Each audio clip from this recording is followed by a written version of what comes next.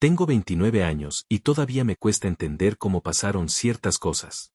No soy alguien que suele contar su vida ni andar ventilando sus problemas familiares, pero últimamente siento que si no le escribo, si no lo saco de alguna forma, me voy a seguir tragando algo que lleva demasiado tiempo atorado. Esto no es algo que me pasó la semana pasada ni el mes pasado, pero sí es algo que me sigue doliendo como si hubiera sido ayer. Me lo he callado con mis amigos, con mi pareja, incluso con mi hermana. Y no porque me dé vergüenza, sino porque cada vez que empiezo a hablarlo, me quedo en blanco. Como si no pudiera ordenar lo que pasó. Pero ahora quiero intentarlo, sin filtro, como me salga. Como si estuviera hablando solo. Cuando todo esto empezó, yo vivía solo en un departamento chico que arrendaba en la misma comuna donde me crié. No era nada especial, pero tenía lo básico: cama, cocina, un escritorio viejo donde trabajaba remoto.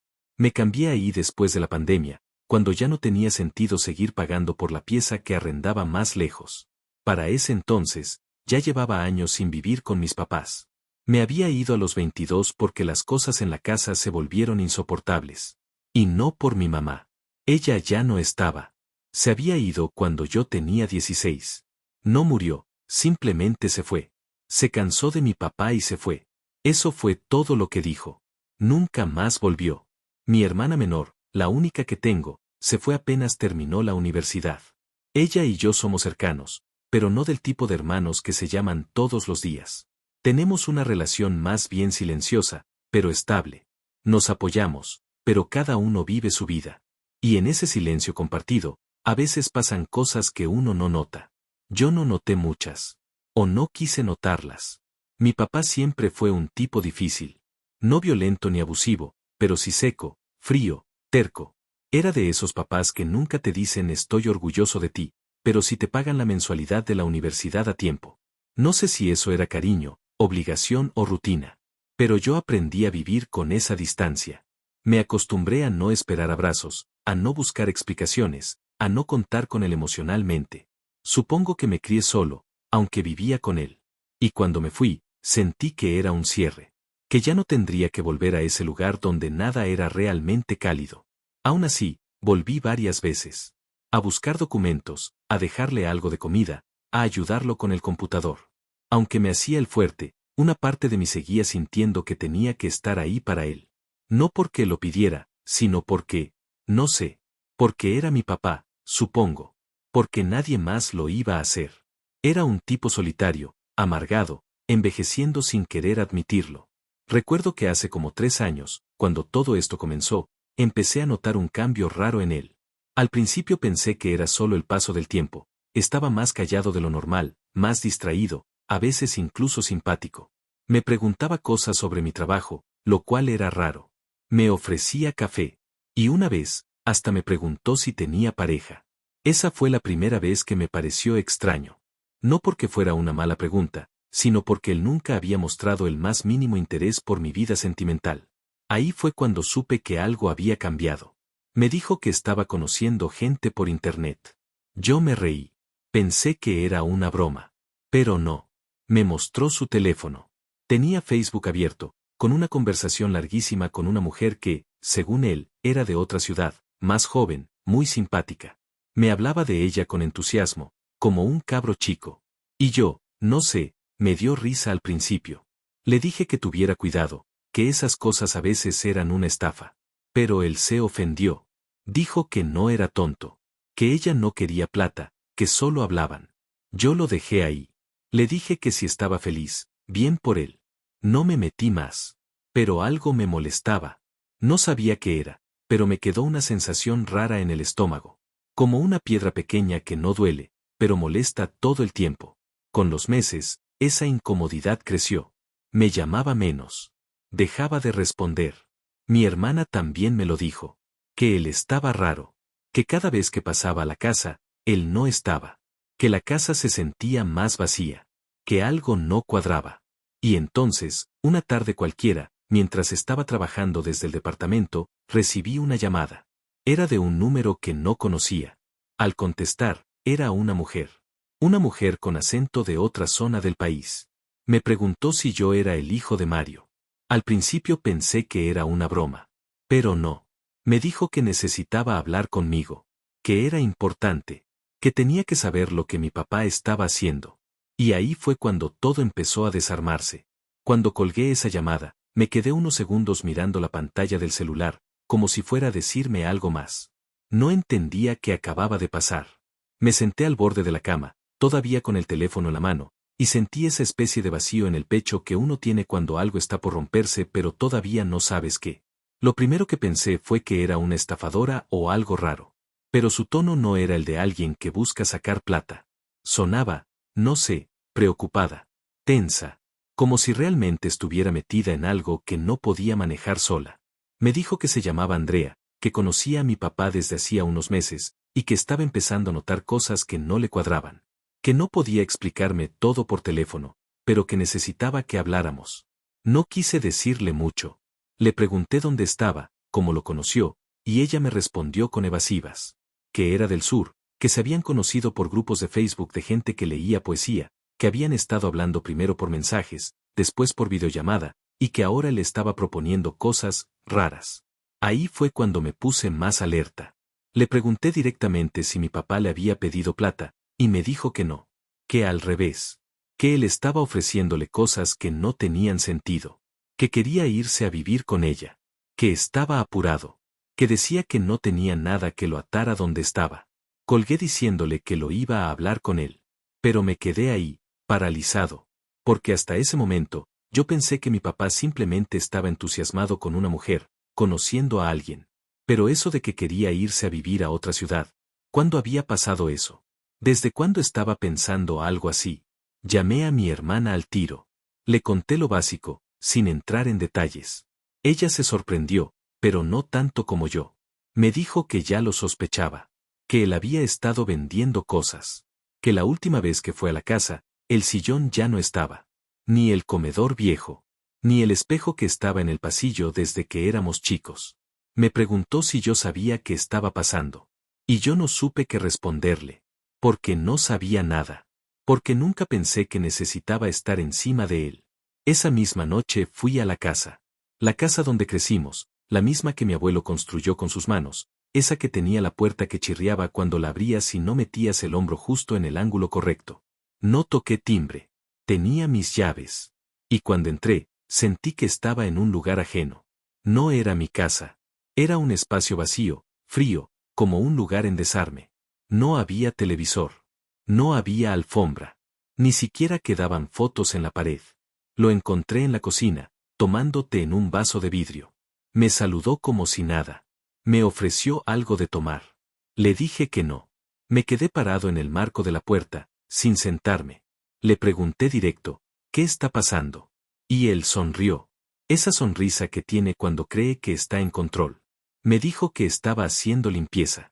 Que estaba desapegándose de las cosas. Que quería empezar de nuevo. Ahí fue cuando se me revolvió el estómago. Porque esa frase, empezar de nuevo, no la había escuchado nunca de él. Mi papá no era de los que creen en los nuevos comienzos.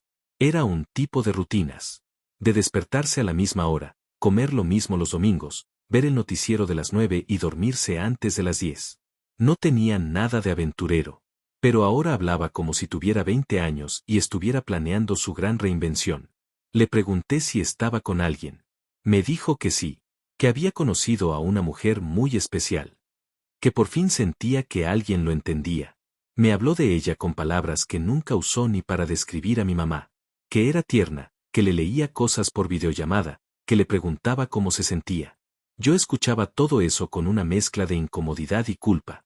Porque una parte de mí pensaba, qué bueno que se sienta querido. Pero otra parte no podía dejar de pensar que todo eso era un espejismo. Que él no sabía en qué se estaba metiendo. Le pregunté si pensaba irse. Si iba a dejar la casa. Me dijo que sí. Así, como si nada. Que estaba viendo opciones para mudarse. Que estaba considerando vender. Ahí me congelé. ¿Vender? ¿La casa? ¿La casa donde crecimos? ¿La casa que era de mi abuelo? Le dije que eso no podía hacerlo así nomás. Que esa casa era parte de todos nosotros. Que tenía que hablarlo con mi hermana, conmigo. Y él, se molestó. Me dijo que la casa era de él. Que estaba a su nombre. Que no necesitaba permiso de nadie. Que no era un niño. que podía tomar sus decisiones. No supe qué decir. Me fui esa noche con un nudo en la garganta. Me costó dormirme. Soñé con la casa. Soñé con mi mamá entrando por la puerta, preguntando por qué estaba todo vacío. Al día siguiente, intenté convencerme de que estaba exagerando, que tal vez no era tan grave, que aún se podía hablar, que a lo mejor estaba pasando por una crisis de esas que le dan a la gente al envejecer. Pero no fue así.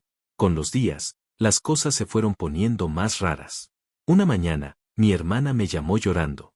Me dijo que había ido a la casa y había encontrado una caja con fotos nuestras, tirada en la basura. Cuando mi hermana me dijo que encontró nuestras fotos en la basura, no supe qué decirle. Se me secó la boca.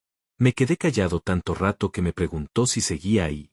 Le dije que sí, pero que no entendía nada. Porque no era solo una caja cualquiera.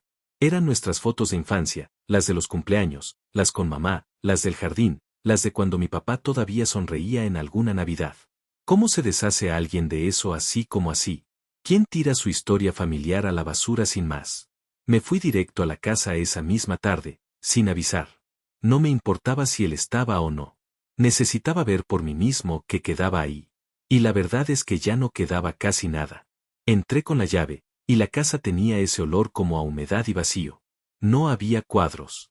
No había cortinas. Ni siquiera el reloj que siempre estuvo encima del televisor. La cocina estaba limpia, pero vacía, como si no se hubiera cocinado nada en semanas. Revisé los muebles del pasillo, los cajones del escritorio, el closet del dormitorio principal. Casi todo estaba vacío o lleno de papeles arrugados, revistas viejas, cosas sueltas sin orden. Pero lo más raro fue abrir el closet del pasillo y encontrar dos maletas. Grandes. Listas. Cerradas con candado. Nunca en mi vida lo había visto preparar una maleta. Era de los que metía lo justo en una bolsa de supermercado y se iba. Ver eso me hizo sentir que estaba mucho más avanzado en sus planes de lo que yo había querido admitir. Le escribí por WhatsApp. Le puse que necesitábamos hablar. Me clavó el visto. 1, 2, 3 veces. Lo llamé y no contestó. Esa noche no dormí nada. Me desperté como 5 veces con la sensación de que algo estaba mal, mal en serio. No era solo una incomodidad, era una alarma. Como si todo en mi cuerpo me estuviera gritando que abriera los ojos de una vez. Empecé a revisar todo lo que tenía de él. Correos antiguos, mensajes, llamadas, cualquier cosa que me diera una pista. Me sentía como un detective torpe, paranoico. Me metí incluso a su Facebook. Revisé los comentarios, las publicaciones, los me gusta. Todo. Y ahí empecé a ver nombres que no conocía. Mujeres de distintas ciudades. Comentarios cursis. Corazones. Citas de libros románticos. En serio. Mi papá, el mismo que nunca dijo te quiero en voz alta, ahora andaba publicando frases de Neruda y subiendo selfies mal encuadradas con filtros. No sabía si reírme o llorar. ¿Qué estaba pasando? ¿Era una estafa? ¿Estaba enamorado de verdad? ¿Tenía un brote? Me pregunté si tenía algún problema neurológico, si estaba deprimido, si había empezado a tomar algo. Lo pensé todo. Incluso consideré ir a hablar con un abogado. Pero no tenía pruebas de nada. Solo intuiciones. Y una bola en el estómago que no me dejaba comer. Una semana después, apareció en mi departamento. Sin avisar. Tocó el timbre como si nada. Yo estaba trabajando, pero le abrí. Estaba distinto. Con ropa nueva, camisa planchada, peinado con gel. Me saludó con un abrazo rápido, como si fuéramos amigos. Me senté frente a él en la mesa del comedor, cruzado de brazos. Me dijo que había vendido varias cosas. Que estaba cerrando ciclos. Que pronto se iba. Le pregunté a dónde. Me dijo el nombre de una ciudad del sur. Donde, según él, todo era más tranquilo. Ahí fue cuando le pregunté si pensaba vender la casa. Me miró como si fuera una obviedad. Me dijo que ya estaba viendo papeles. Que había encontrado comprador. Que no era nada ilegal, que él tenía derecho. Y ahí exploté. Le dije que no podía hacer eso sin hablar con nosotros. Que era una traición. Que esa casa era parte de algo más grande. Que no era solo cemento y ladrillos. Era nuestra infancia. Nuestra historia. Lo que quedaba de mamá. Y él, no reaccionó. Me miró fijo. Sin rabia. Sin pena. como si yo fuera un niño haciendo una pataleta. Me dijo que tenía que pensar en él, que ya había dado todo lo que podía, que ahora le tocaba vivir. Vivir. Esa palabra me retumbó. ¿Vivir ahora? ¿Y antes qué fue? ¿Estar con nosotros fue solo una espera? ¿Un error? Esa noche discutimos fuerte. Le dije cosas feas. Me arrepentí de algunas. De otras no. Le grité que estaba siendo egoísta, que no podía borrar todo lo que habíamos construido. Me respondió que yo no entendía nada, que él había aguantado solo muchos años, que se merecía una oportunidad de ser feliz. Cuando se fue, cerré la puerta con rabia. Me temblaban las manos. Quise llamar a mi hermana, pero no pude. Sentía que todo estaba rompiéndose y que no podía detenerlo. Me senté en el piso, en silencio. Pensé en la casa, en las fotos, en mamá, en mi papá de antes. ¿Había sido siempre así y yo nunca lo quise ver? Pasaron unos días sin noticias. Hasta que una tarde, recibí un correo electrónico. No era de él. Era de Andrea. Me decía que necesitábamos hablar urgente. Que él había hecho algo. Algo grande. Algo que yo tenía que saber. Abrí el correo de Andrea con el estómago apretado. No era largo, pero cada palabra me fue pesando más que la anterior. Me decía que no sabía cómo decirme lo que había pasado, que no sabía si tenía derecho siquiera, pero que lo hacía porque sentía que algo estaba mal, que yo tenía que saber. Leí la frase clave una y otra vez.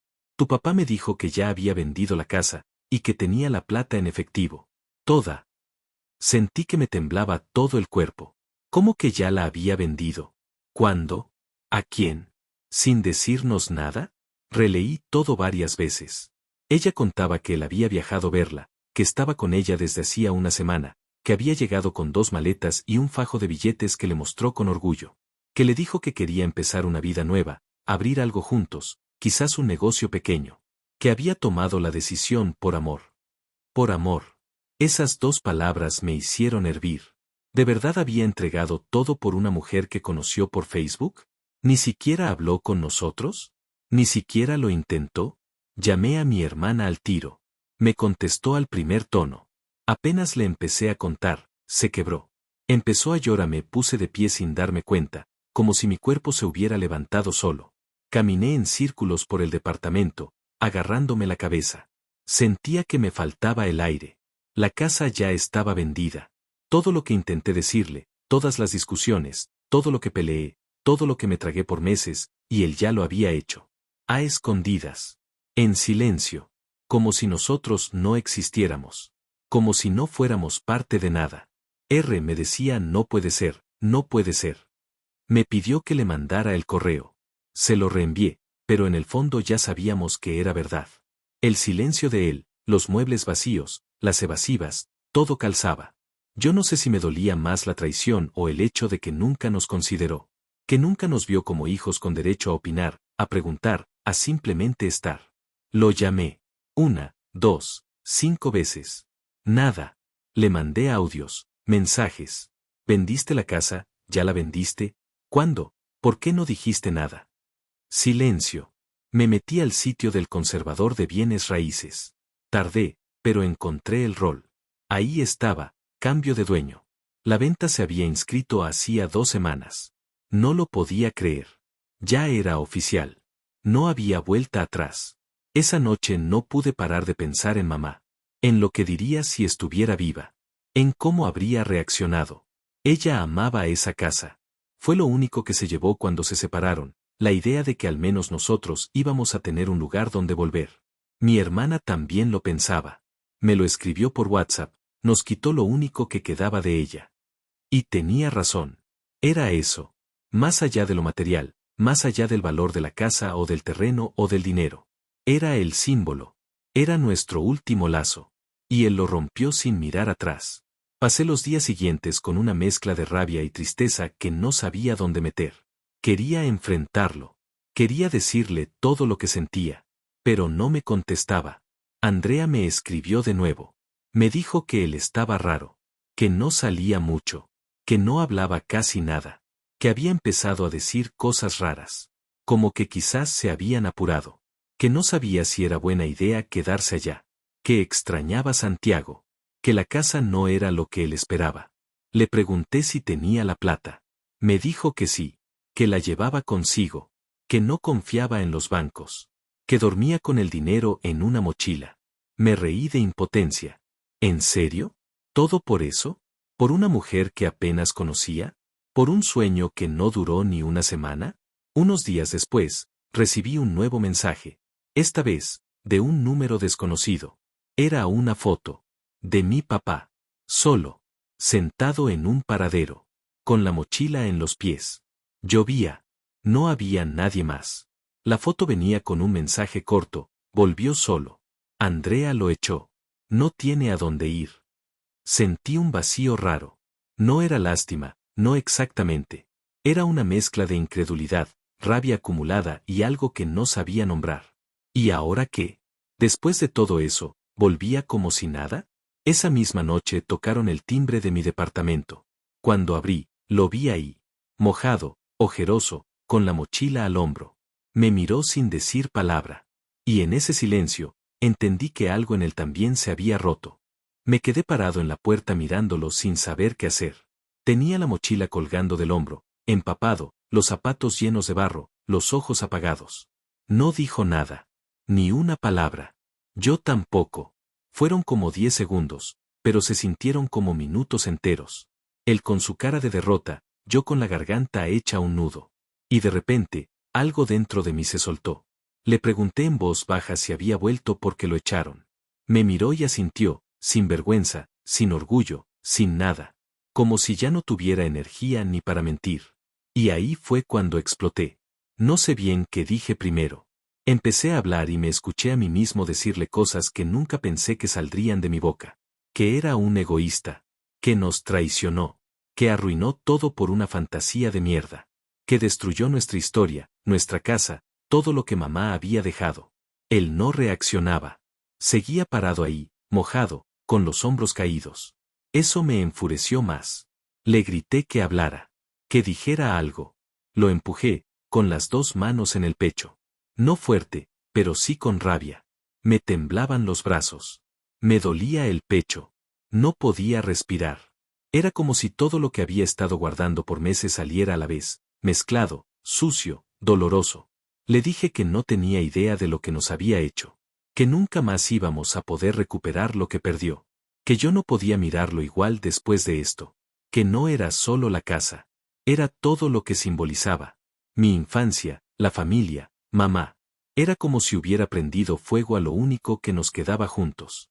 Él intentó hablar. Murmuró algo como yo pensé que, pero no lo dejé terminar. Le grité que no pensara más, que ya estaba. Que el daño estaba hecho. Que ahora no podía venir a golpear mi puerta como si yo tuviera que salvarlo. ¿Qué esperas de mí?, le dije. Que te abra la puerta y te haga un café como si nada, después de todo. No sé en qué momento me quebré. Fue como si el cuerpo se me soltara. Me senté en el suelo, ahí mismo, en la entrada. Me puse a llorar con una desesperación que no recordaba sentir desde que se fue mamá. Era como si cada lágrima viniera con algo podrido desde adentro. Él se quedó parado, sin moverse. No dijo nada. No se acercó. No se arrodilló. No me tocó el hombro. Solo miraba al frente, con la cara mojada, y no sé si era agua de lluvia o lágrimas, y tampoco me importa. Me levanté con las piernas temblando y le dije que no podía quedarse conmigo. Que no quería verlo. Que necesitaba espacio. Que no sabía qué hacer con todo esto. Te juro que no sé qué hacer contigo, le dije. No sé si te odio o si me da pena. Pero no puedo con esto ahora. Le cerré la puerta. No de un portazo. La cerré lento, como si me costara despedirme, aunque no quería verlo más. Me apoyé en el otro lado y lo escuché quedarse ahí un rato. No golpeó, no insistió. Solo se quedó. Y después de unos minutos, escuché sus pasos alejándose por las escaleras. Pasé la noche caminando por el departamento. No podía estar quieto. Revisé las fotos que me quedaban de la casa en el celular. Las del patio, el living con ese sillón horrible que mi mamá amaba, la repisa con los adornos viejos. No sabía dónde estaban ahora. Ni si alguien los iba a botar. Todo eso ya no era nuestro. Y todo por un sueño tonto, por una promesa vacía que se deshizo en días. Llamé a mi hermana, pero no contestó. Le dejé un audio. No sé ni qué le dije. Solo sé que lloraba mientras hablaba, que me temblaba la voz, que le pedí perdón por no haber hecho más. Por no haberlo detenido. Por no haber sido más claro cuando todavía había tiempo. Me sentía como un niño otra vez. Abandonado. Humillado. Traicionado por el único adulto que se suponía que debía cuidarme. Tenía 29 años y me sentía como si tuviera 5. Como si acabara de enterarme de que el mundo no era justo y que las personas que más amas también pueden romperte. No dormí nada. El amanecer me encontró con los ojos abiertos, mirando el techo, sintiéndome agotado pero incapaz de descansar. Me preguntaba dónde había dormido él. Si estaba bien. Si seguía con la mochila al hombro. Si le quedaba algo de plata. Y me odié por eso. Por preocuparme todavía. Por no poder dejar de quererlo aunque me doliera tanto. A la mañana siguiente, salí del edificio y lo vi a la vuelta de la esquina. Sentado en una banca, con la misma ropa mojada del día anterior, como si no se hubiera movido. Tenía la mochila entre las piernas y la mirada perdida. Y ahí entendí que no se iba a ir. Que se había quedado esperando. Como si no tuviera otro lugar en el mundo. Como si, después de todo lo que hizo, todavía creyera que lo iba a dejar volver. No sabía qué hacer después de eso. Me quedé parado al lado de la banca mirándolo un rato, sin acercarme. Él seguía ahí, como si no se hubiera movido desde la noche anterior. La gente pasaba a su lado sin prestarle atención, como si fuera una sombra más. Y yo también quería ignorarlo, pasar de largo, fingir que ya no tenía nada que ver conmigo. Pero no pude. Algo en mí no me dejó seguir caminando. Me acerqué. No le dije nada. Él tampoco. Solo levantó la vista y me miró. Había algo raro en sus ojos, como si no hubiera dormido, como si ya no esperara nada. Me senté a su lado, sin tocarlo. Estuvimos así, en silencio, varios minutos. Y después, casi sin pensarlo, le dije que subiera. Que se bañara. Que comiera algo. No sé por qué lo hice. No sé si fue culpa, costumbre, miedo. Solo sé que no podía dejarlo tirado ahí, por más que lo odiara en ese momento. Subió conmigo. Caminaba lento, como si le pesaran los pies. En el departamento no hablamos. Le pasé una toalla, algo de ropa vieja mía. Se metió al baño y lo escuché abrir la ducha. Me quedé parado en la cocina sin saber qué hacer. Estaba molido, por dentro y por fuera. No quería estar ahí. No quería estar con él. Pero tampoco sabía cómo sacarlo. Los días siguientes fueron raros. Vivíamos como dos desconocidos. Él dormía en el sillón. Yo cerraba la puerta de mi pieza. Apenas hablábamos. No me preguntaba nada. No intentaba explicarse. Solo estaba ahí. A veces cocinaba un poco de arroz, lavaba los platos, miraba por la ventana. Yo me iba a trabajar y volvía con el estómago apretado. Nunca sabía con qué me iba a encontrar. Pero siempre era lo mismo. Él, callado, quieto, como una presencia que ya no sabía si me dolía o me cansaba más. Mi hermana no quiso verlo. Me dijo que no podía. Que si lo veía se iba a quebrar. Que todavía no estaba lista. Me preguntó si él había dicho algo. Le dije que no. Que seguía en silencio. Ella tampoco quería hablar mucho. Sentí que cada uno estaba procesando esto a su manera, solos, como siempre fuimos. Aunque esta vez, el silencio entre nosotros dolía más. Pasaron días sin que pudiera dormir bien. Me despertaba en la madrugada pensando que lo escuchaba llorar, pero nunca estaba seguro. A veces salía al living en la noche y lo encontraba despierto, sentado en la oscuridad, con la mochila a los pies. Esa maldita mochila que parecía contener todo el peso de su decisión. Nunca la abrió delante de mí. Nunca supe cuánto dinero tenía. Nunca le pregunté. Una noche, me atreví a decirle que podía irse si quería. Que podía buscar un hostal, un arriendo barato, algo. Que no estaba preso. Me miró y dijo, no tengo a dónde ir. Esa frase me atravesó. No por lo que significaba para él, sino por lo que decía de nosotros. Había destruido todo y aún así esperaba que lo cuidara. Que lo contuviera. Como si yo no estuviera igual de roto. Intenté mantener mis rutinas, pero era difícil. Todo me costaba más. En el trabajo estaba desconcentrado. Mis amigos me escribían y no respondía. Mi pareja, porque sí, tenía pareja, me preguntaba qué pasaba, pero yo solo decía nada, cosas de familia. No sabía cómo explicarlo. No quería abrir esa herida con nadie más. El silencio en el departamento fue lo peor. Peor que cualquier grito. Peor que cualquier pelea. Él estaba ahí pero no estaba. Yo también. Era como vivir con un fantasma. A veces pensaba en echarlo. De verdad. Sacarlo con sus cosas y cerrar la puerta. Pero después me imaginaba lo que eso significaría. Que lo último que quedaba entre nosotros se rompería del todo. Que no habría forma de volver a mirarlo sin pensar en esa decisión. Hubo una tarde en particular en que casi lo hice. Había tenido un mal día. Me peleé con mi jefe. Se me cayó el café en el teclado. Me llegó una boleta vencida. Todo mal. Volví al departamento y él estaba ahí, viendo televisión como si nada. Como si fuera un día más. Y algo en mí estalló otra vez. Le dije que no entendía cómo podía estar tan tranquilo. Que había destruido todo. Que ni siquiera se disculpaba. Que no había dicho una sola palabra sobre lo que hizo. Me escuchó en silencio. Después bajó el volumen de la tele y dijo, no sé cómo pedir perdón. Y ahí me desarmé. Porque entendí que no era que no lo sintiera. Era que no sabía cómo hacerlo. Nunca supo. No cuando mamá se fue. No cuando yo me fui. No cuando vendió la casa. Siempre fue así. Cerrado. Torpe. Mudo con sus emociones. Y ahora, que todo se había ido al carajo, tampoco sabía hablar. Me encerré en la pieza. Me quedé mirando el techo otra vez. Pensé en mamá. En cómo habría sido todo si ella estuviera. En qué habría hecho diferente. En si esto se habría evitado. Y también pensé en mí. En la rabia que me carcomía. En la pena que no me dejaba en paz. En la culpa que no sabía de dónde venía. No podía seguir así. Algo tenía que cambiar. Aunque fuera de a poco. Aunque doliera. Aunque no estuviera listo. Porque si no, me iba a hundir con él. Y yo no quería hundirme. No otra vez. No por su culpa. No esta vez.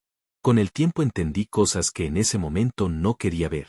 No porque no estuvieran frente a mí, sino porque me dolía demasiado mirarlas de frente. Todo el proceso fue tan lento y desgastante que hubo días en los que no sabía si seguía enojado o si simplemente ya me había acostumbrado a vivir con la decepción encima. Y no hablo solo de lo que hizo mi papá. Hablo de mí también. De cómo reaccioné.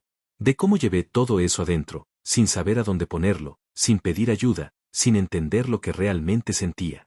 A veces pienso que si hubiera hecho las cosas diferente, no sé, tal vez habría sido peor. O tal vez no. Tal vez si hubiera sido más duro desde el principio, si lo hubiera confrontado con más fuerza, habría evitado que se fuera tan lejos. O tal vez si lo hubiera escuchado más, si me hubiera sentado con él sin rabia, habría notado antes lo perdido que estaba. Pero la verdad es que no sé. En ese momento no tenía herramientas. Tenía enojo, tenía cansancio, tenía miedo. Y muchas veces, tenía esa sensación de estar repitiendo patrones que nunca pedí.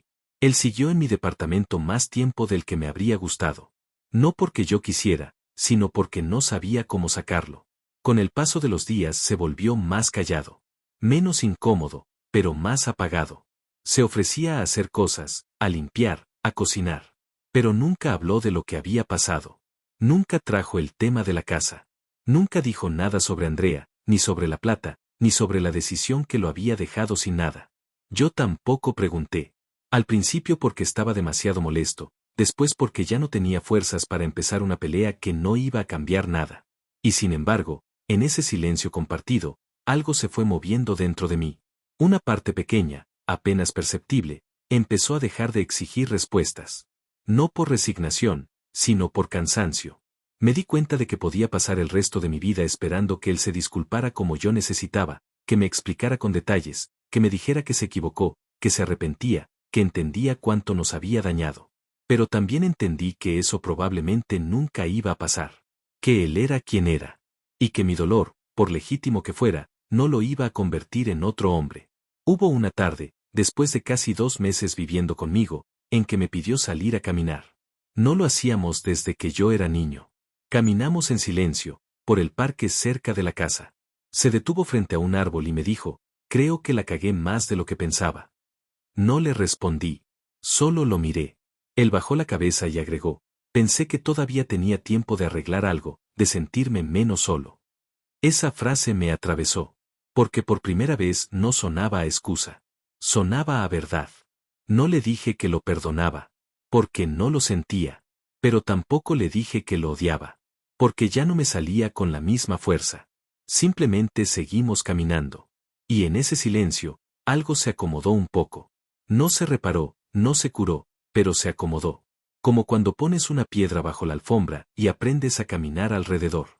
He cambiado desde entonces, pero no estoy seguro de si fue para bien. Me volví más cerrado, más desconfiado. Me cuesta hablar de mi familia. A veces invento que mis papás murieron hace tiempo, para evitar explicaciones. Mi hermana y yo retomamos el contacto, pero no hablamos de él. Es como si su nombre tuviera filo. Está ahí, pero nadie lo toca. Hay días en los que me siento más en paz. Otros en los que me despierto y lo primero que pienso es en la casa. En cómo la habrán remodelado, en si tiraron los azulejos antiguos, en si alguien habrá dejado el limonero del patio. Me gustaría pasar por afuera, pero no me atrevo. Es una herida que aprendí a no rascarme. También hay días en los que me pregunto si estoy siendo demasiado duro. Si quizás él realmente no supo hacerlo mejor.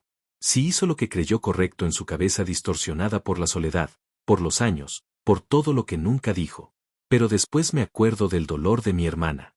De su voz temblando cuando me decía que ya no le quedaban raíces. Y me acuerdo de mí, llorando solo en el suelo de mi departamento, con la espalda apoyada en la puerta. Y entonces se me pasa. No sé si merecía lo que me pasó, pero tampoco sé si fui inocente. Me fui de esa casa sin mirar atrás. Me alejé de él por años. Y aunque tenía mis razones, nunca lo enfrenté. Nunca le dije cuánto dolía su frialdad. Tal vez si lo hubiera hecho, esto habría sido distinto. O tal vez no. A veces uno se cuenta historias para poder dormir mejor. Hoy convive conmigo como un invitado incómodo. Come lo justo, habla poco, y parece esperar algo que no sé si va a llegar. Yo sigo trabajando, intentando armar una rutina. No sé qué va a pasar con él. Ni si un día se va a ir. Ni si quiero que se quede. Pero estoy más tranquilo.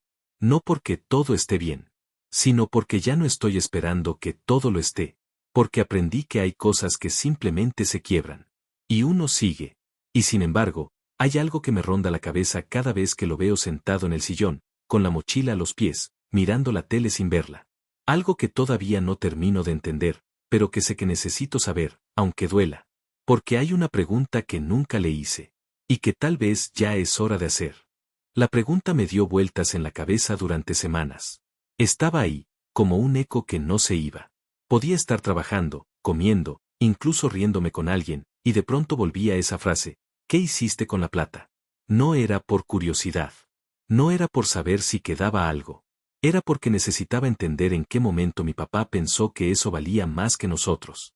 Que el silencio, la huida, la venta de la casa, todo eso era un precio razonable por lo que sea que él creyó que estaba comprando.